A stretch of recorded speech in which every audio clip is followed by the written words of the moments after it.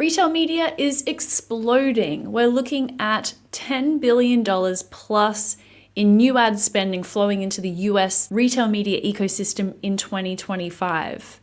But there's a problem. Brands are struggling to prove if these massive investments are actually working. Now, the story gets more interesting. 92% of brands now rank retail media as their most important marketing channel ahead of TV, social media, and search.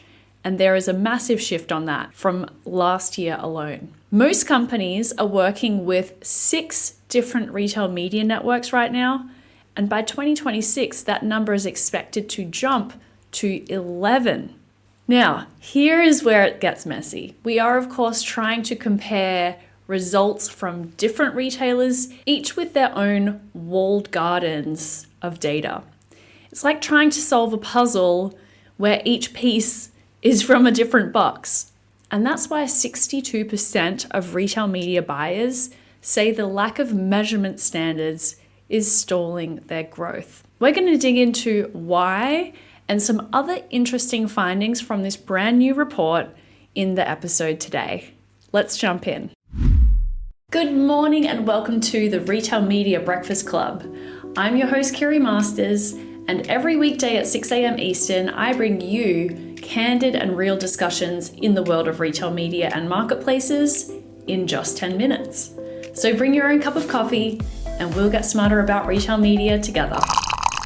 So this episode is based on a piece that I wrote for Forbes, published on Wednesday, February 5th, that covers findings from a new report called the 2025 State of Retail Media from omnichannel ad platform Skai and the Path to Purchase Institute. So at the core of many brands' retail media measurement challenges is that a consumer might see your ad on one platform, but buy on another. That's a pretty common scenario. So they're going to see your great ad somewhere like Amazon.com and then later be building their cart at Target and transact on Target instead. This is not a new problem, but the good news is that companies at least feel like they are getting better at this. Last year, from the same report, only 30% of organizations felt good about measuring incremental sales. Now that's up to 56% of brands feeling good about measuring their incremental sales. But we're still not there yet. Retail media has become the most important marketing channel for consumer goods brands. In fact, out of 10 major marketing channels, including paid search, TV, out of home, and social media, 92% of the report's respondents ranked retail media as the single most important channel, which was a double-digit increase from the previous year. But as budgets grow, so does scrutiny over return on investment.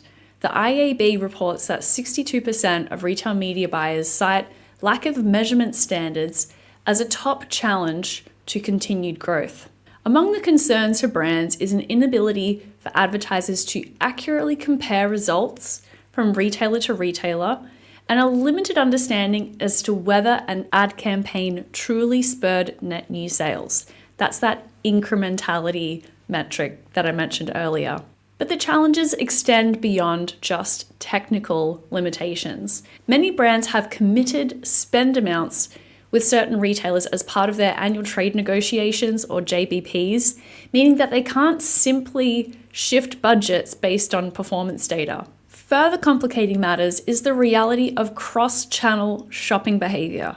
Since consumers may discover products in one channel but purchase in another, single channel measurement can significantly underestimate advertising impact. This disconnect masks the true role each channel plays in driving sales. Now, effective measurement solutions have existed for decades in the traditional brick and mortar shopping context.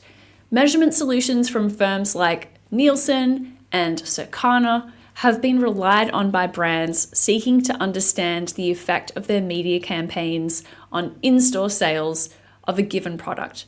And what these firms do is aggregate point-of-sale data and consumer panel data across multiple retailers and run those through all kinds of algorithmic models, allowing brands to gauge the effectiveness of their TV or out of home or even digital ad campaigns.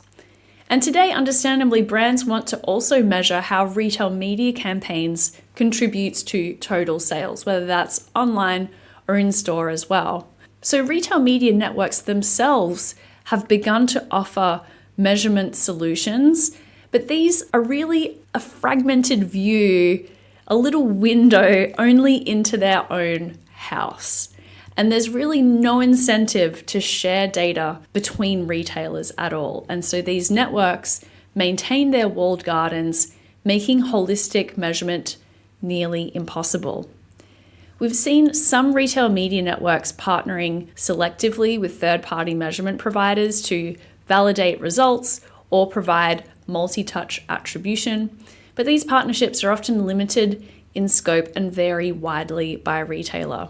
But despite these challenges, brands feel like they are making progress. Over 50% of organizations in the report now report proficiency in measuring incrementality. That was an increase from last year where only 30% of respondents rated themselves good or excellent at measuring incrementality. For brands caught in this measurement maze, the path forward likely involves a combination of improved internal capabilities and industry standardization efforts that are already away from the likes of the IAB. The Skai and Path to Purchase Institute research shows that 40% of organizations say that access to improved insights from retail media networks would accelerate their future investments. Until then, brands face the challenging task of balancing growing investment against imperfect measurement capabilities. Well, that is it for today. I hope you enjoyed this episode of the Retail Media Breakfast Club. We meet here every day at 6 a.m. Eastern. So be sure to subscribe and get your daily dose of insights, trends, and hot takes in the world of retail media and marketplaces.